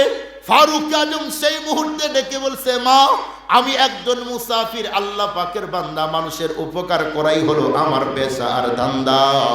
এ কথা বলেই বন্ধুরা আমার ফারুক আজম আবার যখন রওনা দিল, মহিলা আবার ডাকতেছে, বাবা একটু দাঁড়াও দাঁড়াও। ফারুক আজম যেই মুহূর্তে বন্ধুরা আমার, তখন বন্ধুরা আমার উনি যখন দাঁড়িয়ে গেল, ফারুক আজমকে তখন ডেকে বলছে, বাবা আমি তোমাকে সাক্ষী রেখে এখন আল্লাহর দুইটা কথা বলতে চাই। সেই মুহূর্তে ফারুক আজম ডেকে বলছে, মা বলো এমন কি কথা, যেই কথা আমাকে সাক্ষী রেখে আল্লাহর কাছে বলতে চাও। সেই মুহূর্তে বন্ধুরা আমার মহিলা ডেকে বলছে, বাবা বর্তমানে কেউ যদি আমাকে বন্ধুরা আমার জিজ্ঞেস করে বর্তমানে খলিফা হওয়ার যোগ্য কে, সর্বপ্রথম আমি তোমার নামটাই ওপেন করে দিব। দ্বিতীয় নাম্বার, বর্তমানের খলিফাতুল মুসলিমিন জালেম উমর, যেই উমর আমার এবং আমার সন্তানের খবরগুলি নেয় নাই, তোমারে সাক্ষী রেখে বলছি শুনো, কিয়ামতের দিন কোনো অবস্থাতেই বন্ধুরা আমার জালেম ওমরকে আমি সুযোগ দিব না, কিয়ামতের দিন আল্লাহর কাছে কেস করে দিব। এ কথা বলতেই ফারুক আজমের অন্তরের ভিতরে ভয় আর তুফান তৈরি হলো। ফারুক আজম সেখান থেকে বন্ধুরা আমার বাড়িতে গিয়েছে। যাওয়ার পরে সারা রাত আল্লাহর কুদরতি কদমে সেজদা দিয়ে আল্লাহর কাছে কান্না করেছে আর ইস্তেগফার করেছে। এভাবে যখন সারা রাত কেটে গেল, মুয়াজ্জিন ফজর আজান দিয়েছে, সেই মুহূর্তে ফারুক আজম নামাজের জন্য গিয়েছে। নামাজগুলি আদায় করার জন্য বন্ধুরা আমার যখন ইমামতির জায়গায় গেল, যাওয়ার পরে নামাজগুলি আদায় করে ফারুক আজম সেই মুহূর্তে তখন বন্ধুরা আমার নামাজ শেষ করার পরে সমস্ত মুসল্লিদেরকে তখন ডেকে বলছে, শোনো আজকে এমন একটা বিচার হবে, যেই বিচার বন্ধুরা আমার পৃথিবীর কোনো মানুষ দেখে নাই। সমস্ত মানুষগুলি অবাক হয়ে গেল, কি রে রাত্রে এমন কি হলো, যেই ঘটনা ঘটার কারণে এমন বিচার হবে। ফারুক আজম সেই মুহূর্তে তার স্পেশাল বাহিনীগুলিকে ডাকলো, তোমরা কই আসো, এদিকে আসো। এক পর্যায়ে ফারুক আজমের বন্ধুরা আমার স্পেশাল বাহিনী যখন সামনে আসলো, ফারুক আজম তখন ডেকে বলছে, শুনো অমুক রাস্তার ভিতরে বন্ধুরা আমার একজন মহিলা আছে, ওই বন্ধুরা আমার মহিলার 3টা সন্তান আছে, এই 4 জনকে খুব দ্রুতই তোমরা আমার কাছে হাজির করে দাও। এ কথা বলার পরে ফারুক আজম গোলামকে ডেকে বলছে, গোলাম কই। এক পর্যায়ে গোলাম যখন সামনে হাজির হলো, ফারুক আজম তখন গোলামকে ডেকে বলছে, গোলাম তুমি এই মুহূর্তে যাও, খেজুরের 10 থেকে বন্ধুরা আমার 15টা ডাল কেটে নিয়ে আসো।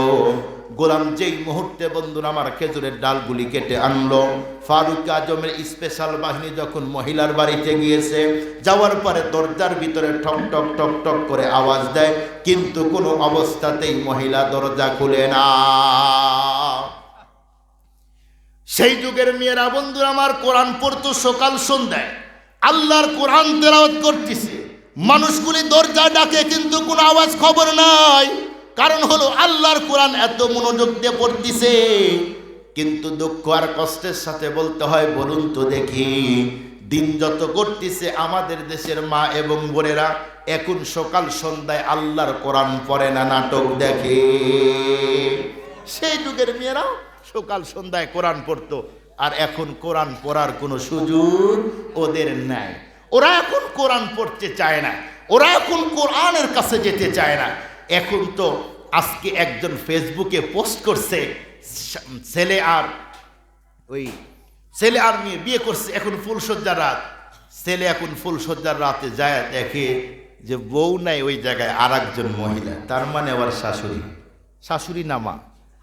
তো ওই জায়গায় উনি এই একটা ফটো দিয়ে বুঝাইতেছে, দেখো এদেশের নারী, এদেশের মহিলার পুরুষেরা জি বাংলা আরো কি কি নাটক আছে, এইগুলা দেখার পরে এখন শাশুড়ির সাথে কেমন ব্যবহার করতে হয়, স্বামীর সাথে কেমন ব্যবহার করতে হয়, দেওরের সাথে কেমন ব্যবহার করতে হয়, ইন্ডিয়ার সিরিয়ালগুলি দেখে এখন ওরা তা বাস্তবায়ন করে। ই ভাই কথা খারাপ কইলাম না সত্য কথা কইলাম?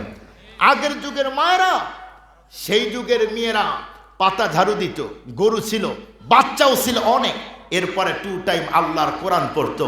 আর এখন Blender, touch cooker, pressure cooker আরো যা আছে সবগুলা ঘরের মধ্যে। এখন মোবাইল আর রিমোট টিপতে দিন শেষ, কোরআন পড়ার সুযোগ নাই, সময় নেই। কোরআন কি মনে রাখবেন, যেই ঘরে আল্লাহর কোরআন তেলাওয়াত করা হয় ওই ঘরের ভিতরে আল্লাহর রহমতের ফিরিস্তা নাজিল হয়। যেই ঘরে কোরআন পড়া হয়, নবী বলেন তাবাররাত বিল কোরআন ফাইন্নাহু কালামুল্লাহ। যেই ঘরে কোরআন তেলাওয়াত হয় ওই জায়গায়, ওই ঘরে আল্লাহর রহমত নাজিল হয়। এখন কোরআন তেলাওয়াত নাই, ঘরের ভিতরে শয়তানের গেদারি। কি ভাই তাই না? এখন গেদারি। এক পর্যায়ে মহিলা দরজা বন্ধ করে পড়তেছে, লম্বা কথা, দরজায় আওয়াজ দেয়। মহিলা যেই মুহূর্তে দরজা খুলে দিল, খোলার পরেই দেখে অপরিচিত যুবক।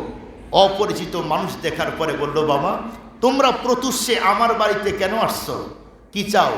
বলল, বর্তমানের আমিরুল মুমিনিন খলিফা হযরত ওমর ফারুক আপনাদেরকে ডাকছে, যেতে হবে। মহিলা ভাবতেছে, কিরে এতদিন পর্যন্ত আমাদেরকে ডাকলো না, আজকে ডাকলো কেন? কাহিনী কি, কি এমন হয়েছে? রাতের কথা মহিলার স্মরণ হয়েছে, ওই যুবককে রেখে আমি তো আমিরুল মুমিনিনের বিরুদ্ধে অনেক কথাই বলছি, মনে হয় তামাম রাতের সব কথা খলিফাকে বলে দিয়েছে, আমার বাঁচার কায়দায়। যুবকগুলি বলল, এখন আপনি এবং আপনার সন্তানকে বের হতে হবে। মহিলা তখন বলছে, আমি না হয় অপরাধ করছি, আমার সন্তান কি অপরাধ করছে? আমার সন্তানের কি অপরাধ তুমি বলো? বলছে, না, খলিফার অর্ডার, আপনাকে এবং আপনার সন্তানকে এখনই যেতে হবে। ভিতরে যাওয়ার পরে সন্তানদের বুকে নিয়ে মহিলা কান্না শুরু করছে, আর সন্তানদেরকে বলছে, বাবা তোরাই হলি আমার বেঁচে থাকার সম্পদ। তোর বাবা দুনিয়া থেকে যাওয়ার পরে কষ্ট করে মেহনত করে মানুষের বাড়ি কাজ করে তোদেরকে বড় করলাম, আজকে খলিফা ডাকছে, আমার মনে হয় তোদেরকে হত্যা করে দিবে। বাবা মনে রাখিস, তোরা ছাড়া আমার বাঁচার কেউ নাই। ওই জায়গায় যাওয়ার পরে তোরা আমাকে রেখে অন্য জায়গায় যাবি না। আমি মাকে যদি হত্যা করে দেয়, আমি আমার কোনো দুঃখ আর কষ্ট নাই, কিন্তু তোরা হলি আমার কলিজার টুকরা, তোদেরকে যদি মেরে ফেলে আমি মা সহ্য করতে পারবো না। ও ভাই, এই অঞ্চলে কখনো আসি নাই, এদিক দিয়ে গিয়েছি কিন্তু বয়ানে আসি নাই, আজকে জীবন প্রথম আপনাদের এখানে আসা। প্রাসঙ্গিক একটা কথা বলতে চাই, মা তো মাই হয়, এই মায়ের কথা যেহেতু আসছে, প্রাসঙ্গিক 2টা কথা বলতে চাই। এখানে অনেক যুবক এমন থাকতে পারেন যেই যুবক তার মাকে গালি দেন, বাবাকে গালি দেন। ও ভাই, মা তো মাই হয়, মায়ের চেয়ে দামি মর্যাদাপূর্ণ পৃথিবীতে কিছুই নেই। আপনারা বলুন, পুরা পৃথিবীকে যদি কয়েকশো কোটি বার বিক্রয় করা হয়, জান্নাতের একটা ইটের সমান হবে? ভাই বুঝে থাকলে বলেন, বলেন হবে কি না? জান্নাতের একটা ইটের দাম যদি এত বেশি হয়, এই জান্নাত, ফুল জান্নাতের দাম আরো কত বেশি, অনেক বেশি। এত দামি জান্নাত, এই দামি জান্নাত যদি মা আর বাবার পায়ের নিচে থাকে, তাহলে বলুন মা আর বাবার দাম কত? আজকে দুঃখের সাথে বলতে হয়, এই সমাজে সন্তানের হাতে এখন মা আর বাবা নির্যাতনের শিকার। এই সমাজে আমরা সোশ্যাল মিডিয়ায় আরো অনেক কিছুই দেখি, অনেক সন্তান নিজের হাত দিয়ে নিজের বাবাকে জবাই পর্যন্ত করে দেয়। নিজের হাত দিয়ে অনেক সন্তান তার মা আর বাবার উপরে আঘাত করে। আমরা তো স্পষ্ট ভাষায় বলতে চাই, যেই সন্তান তার হাত দিয়ে তার মা আর বাবাকে আঘাত করবে, হত্যা করবে, এই সমস্ত সন্তানদের হাত আর পা কেটে চৌরাস্তার মুড়ে মুড়ে ঝুলিয়ে দেওয়া দরকার। তুমি কোন মা আর বাবাকে আঘাত করো? যেই মা আর বাবার পেশাবে রাস্তা দিয়ে দুনিয়ায় আসলা, যেই মা তোমার গালে চুমা দিল, পায়ে চুমা দিল, কখনো যদি পা দ্বারায় মায়ের মুখে আঘাত করতে, কখনো যদি মারতে, এরপরেও তোমার মা দুঃখ পেত না, কষ্ট পেত না। তোমার মুখে কাদা লাগলে যেই মা নিজের ওড়না দিয়ে, নিজের কাপড় দিয়ে তোমার শরীরের কাদা মুছে দিয়েছে, সেই মাকে আঘাত করো। মা তো সে, যখন তুমি পেটে ছিলে মায়ের মন চেয়েছিল একটু পায়েস খাবে, পায়েস রান্না করেছে, প্লেটে উঠাইছে, মুখে দিবে, এমন মুহূর্তে তুমি পেটে এমনভাবে আঘাত করেছো, মা পায়েসের জায়গায়, প্লেটের জায়গায় রেখে মা বিছানায় গোড়াগড়ি করছে। তুমি তো ওই সন্তান, যেই সন্তানের, তুমি তো এই আদরের সন্তান।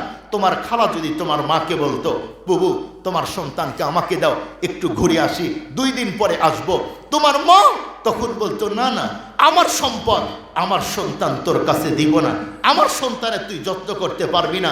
মা তো সে ছোট্টবেলায় পেশাব করে নেকড়া ভিজিয়ে দিতে, তখন মা পেশাবের ভিতরে রাখে নাই। যদি সন্তানের নিউমোনিয়া হয়, মা তো আদর করে এরপরে একের পর এক নেকড়া চেঞ্জ করে দিয়েছে।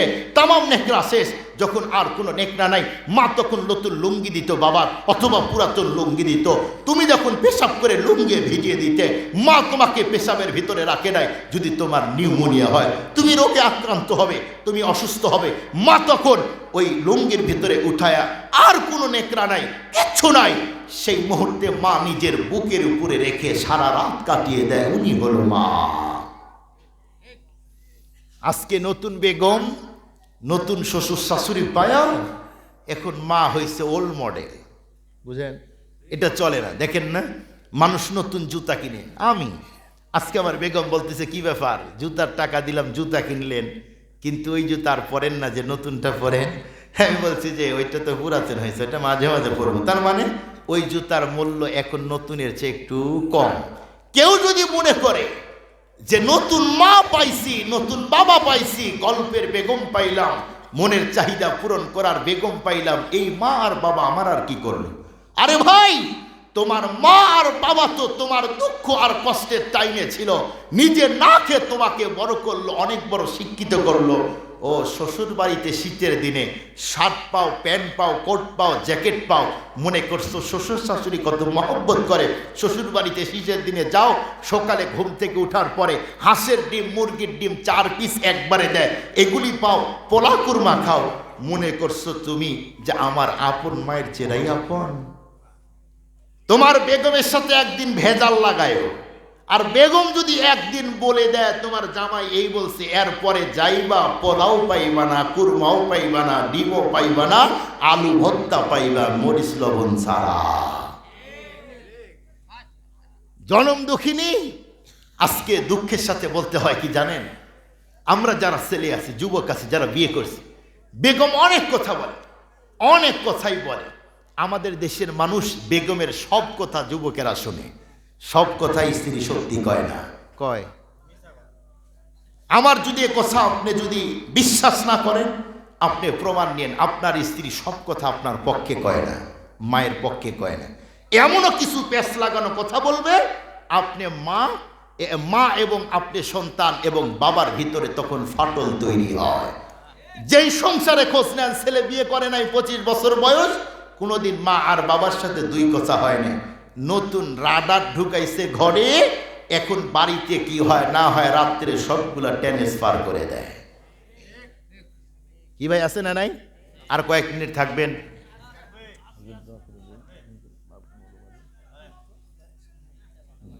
খুব ভালো করে একদম শেষ কথা বলে দেবো ইনশাল্লাহ। এই কিতাবে লিখছে আলম ইসলামিক স্কলার আল্লামা তকি ওসমানী, যিনি পাকিস্তানের সাবেক চিফ জাস্টিস ছিলেন। উনি তার কিতাবে লিখছে ইসলাম ও আমাদের জীবন। এটা এই কিতাবের ভিতরে লম্বা, অনেক বড় কিতাব, অনেক খণ্ড। এই কিতাবের মধ্যে আসছে, এক লোক বিয়ে করছে। এই ঘটনা আবার নুরুল ইসলাম অলিপুরি হাফিজাল্লাহ উনিও বলছে এই ঘটনাটা। এটা একটা বোঝার জিনিস। এক ছেলে বিয়ে করছে, যেই ফ্যামিলিতে বিয়ে করছে খুব ভালো করে ঘটনা শুনে, শুধু ঘটনা শোনা না, এগুলো ইবরত হাসিল করা। বড়রা বলছে, তাদের কথা নকল করে বলছে। তো এই ছেলে বিয়ে করছে এমন এক ফ্যামিলিতে, ওর ওয়াইফ আর মা ছাড়া কেউ নেই। কিছুদিন পরে ওয়াইফ বলতেছে স্বামী, কি বলে, আমার মা ছাড়া তো দুনিয়াতে কেউ নেই, আমার মাকে দেখার কেউ নেই, আমার মাকে বাসায় আনি। বলে হ্যাঁ আনো, সমস্যা নেই। যখন মাকে আনছে, এখন ছেলে তো বাসায় থাকে না, এখন তার ওয়াইফ আর 2 মা, ছেলের মা আর মেয়ের মা, 2 জন। এখন মেয়ের মা অনেক উন্নত মানের খাবার পায়, এই ছেলের ওয়াইফ তার নিজের মায়ের সেবা করে, যত্ন করে, খাবার দেয় উন্নত মানের। কিন্তু ছেলের যে মা আছে শাশুড়ি, পরে ঠান্ডা ভাত দেয়, ঠান্ডা খাবার দেয়। এরা খাওয়ার পরে বাসে এগুলা দেয়। কিন্তু ছেলের মায়ের অন্তরে খুব আশা, যদি আমার ছেলের বউ একটু গরম ভাত আর গরম ডিম দিত, খুব আশা। একদিন বলল, বৌমা। জি বলেন। পাওয়ার কি হয়েছে বলেন? বলে বৌমা, প্রতিদিন ঠান্ডা ভাত আর ঠান্ডা খাবার তরকারি দাও, আমার খুব মন চাইছে একটু গরম ভাত আর গরম ডিম যদি দিতে। আচ্ছা ঠিক আছে, দিব, যান। কয়দিন পর বলে, ও বৌমা, কে? বলছিলাম যে ঠিক আছে দিব তো।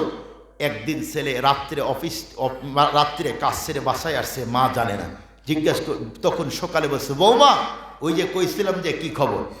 সন্তান বলল, কিরে আমার মা কি চাইছে আমার ওয়াইফের কাছে? ওয়াইফকে বলছে, তুমি বলো আমার মা কি চেয়েছে? বলে না বলা যাবে না। না তুমি বলো, যদি বলি আপনি সহ্য করতে পারবেন না। তোমাকে বলছি বলো। যখন ধমক দিয়েছে তখন বলছে, দেখেন দুঃখের কথা কি বলবো, কোন ভাষায় বলবো, কেমনে বলবো, আমি তো কোনো লাইন পাই না, তুমি বলো, এত অভিনয় করার দরকার নাই, বলো। বলছে, দেখেন অমুক জায়গা আপনার এক চাচা আছে না? বলে হ্যাঁ, ওই চাচার সাথে আপনার মায়ের বিয়ের ঘটকালি আমাকে করতে কয়। এই কথা বলছে। হ্যাঁ, খোদার কসম, ভালোবাসার কসম, আরো যা কসম থাকে কয় না, কোলার তো অভাব নেই। এই জাতীয় মেয়েরা খুব পারে। বেগম তুমি বলো, আমি কি আমার মায়ের সেবা করি না? 100% করেন। আমি কি আমার মাকে খাবার দেই না? 100% দেন। তাহলে বলো, আমার মা যদি এই বয়সে বিয়ে বসে, আমি মানুষকে মুখ দেখাবো কেমনে? বলে, দেখেন আমি জানি এই বয়সে যদি আপনার মায়ের বিয়ে হয় তাহলে আপনি সমাজে চলতে পারবেন না, মানুষ গালি দিবে, বকা দিবে, বলবে আপনি খরচ দেন না, খাবার দেন না, পোশাক দেন না, চিকিৎসা করেন না। বেগম বলো এখন কি করব? বেগম তখন ভিলেনি হাসি দিয়ে বলে, দেখুন অমুক জঙ্গল আছে না নদীর পারে? বলে হ্যাঁ। বলে বস্তার ভিতরে নদী পার করে আমরাও পারে আপনার মাকে রেখে আসি, বাঘ শ্রীগাল হিংস্র জানোয়ার আছে, ওখানে একা একা মরে থাকবে, আপনার ইজ্জতও বাঁচবে, আপনাকে কেউ খুঁজতেও আসবে না। তোমার আইডিয়া রাইট, ঠিক আছে চলো। রাত্রে মাকে বস্তার ভিতরে বেঁধে রাখছে। যখন মাকে নিয়ে সকালে অথবা দুপুরে নদী পার করে ওপার রেখে আসতে যাবে, নদী পার করে বস্তা খুলে মাকে রেখে বলছে, তুমি খবরদার আর কখনো আমার মুখ দেখতে পারবে না। আর মনে রেখো, তুমি তো আমার মা হওয়ার যোগ্যই নাই, তুমি তো আমার মা হওয়ার যোগ্যতাই রাখো না, তুমি আজ থেকে এখানেই থাকবে। মা তো বুঝে উঠতে পারে নাই, কি রে কি দিয়ে কি হলো। সন্তান রাত্রে এসে বস্তায় ভরল, সকালে নদী পার করে রেখে যাচ্ছে, কি হলো না জানে, কি হয়েছে জানে না। তখন মা চোখের পানি ছেড়ে বলছে, বাবা তুই যখন পেটে ছিলি, তোর বাবার আর আমার অনেক স্বপ্ন ছিল তোকে নিয়ে।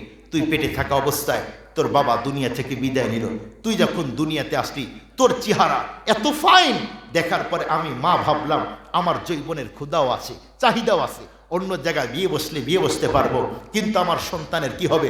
তোর মুখের দিকে তাকায়া আমি বিয়ে করি নাই, আমি মানুষের বাড়ি কাজ করে তোকে অনেক বড় শিক্ষিত করছি, তোর জন্য বাড়ি বানাইছি, বাবা তোর পায়ে ধরি, আমি বুড়ো মানুষ, এই জঙ্গলে রেখে যাস না, তুই নদীর ওপারে রাখ, আমি আর জীবনে তোর বাড়িতে যাব না, আমার মুখটা দেখাবো না।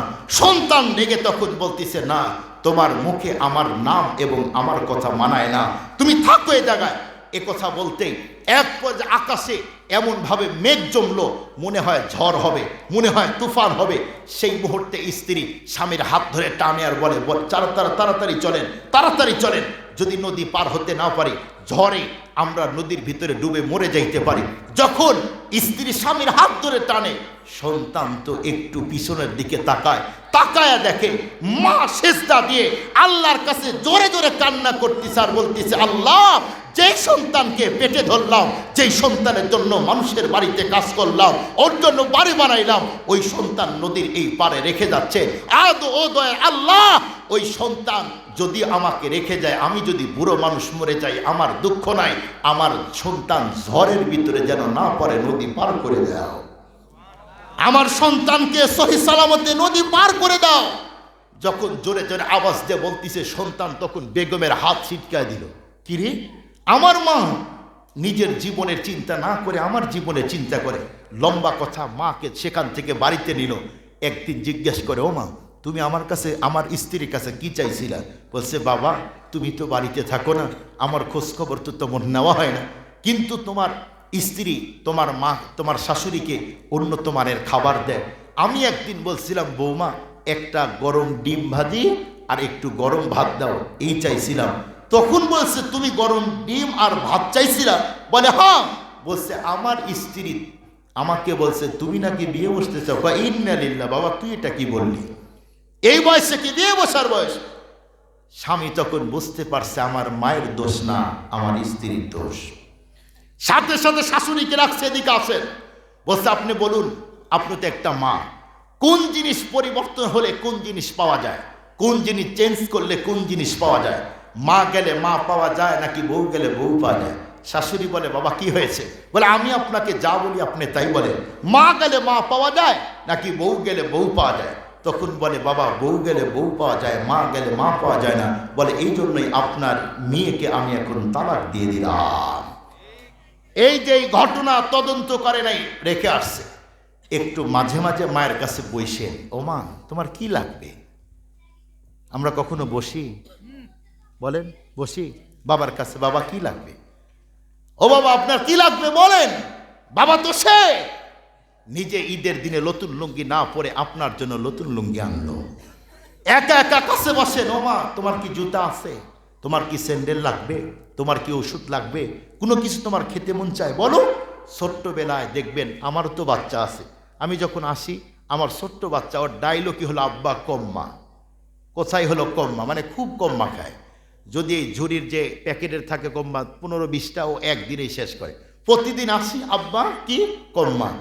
ছোট্ট মেয়ে আছে 5 বছর, জিজ্ঞেস করি তুমি কি খাবে, তার মানে আমার অভ্যাস আসার আগে ছেলে আর মা মেয়েকে জিজ্ঞেস করি। আমিও যখন ছোট ছিলাম আমার আব্বাও আমার মাও বলতো বাবা তুমি কি খাবা। আরে ভাই ঘরের ভিতরে সন্তানের জন্য রকমারি আইটেমের ফল ফুরোট থাকে, দুঃখিনী মা এক পিছু পায় না। আছে না নাই, কথা বলেন আছে না নাই। আলহামদুলিল্লাহ বুকে হাত দিয়ে বলতে পারি এদেশের কোনো আলেম তার মাকে বকা গালি আর অমর্যাদা করে না।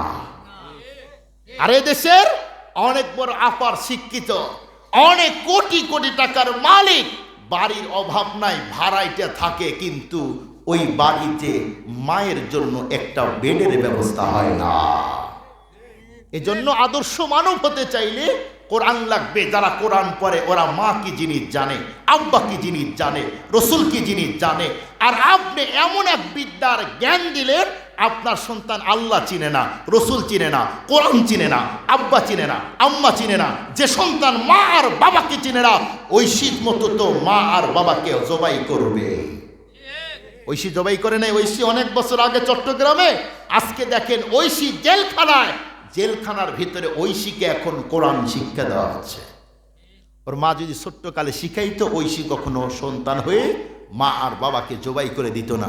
ঘটনার বাকি অংশ ইনশাল্লাহ বলবো, আপনারা কেউ উঠাউঠি করবেন না, রাত অনেক হয়েছে, এখন 12টা 25 বাজে। এই জন্য নবীর এ মাদ্রাসার জন্য আমার পূর্বে আমার ভাই সুন্দর আলোচনা করে আপনারা আমার ভাইয়ের হাতে দিয়েছেন, আকরাম ভাইয়ের হাতে দিয়েছেন। আল্লাহর কোনো বান্দা আছেন 10,000 টাকা, 15,000 টাকা, 20,000 টাকা, 5,000 টাকা দিবেন নবীর মাদ্রাসার জন্য। আছেন কোনো ভাই বলেন? দুঃখিনী মা নাই, মায়ের জন্য, আব্বা নাই, আব্বার জন্য।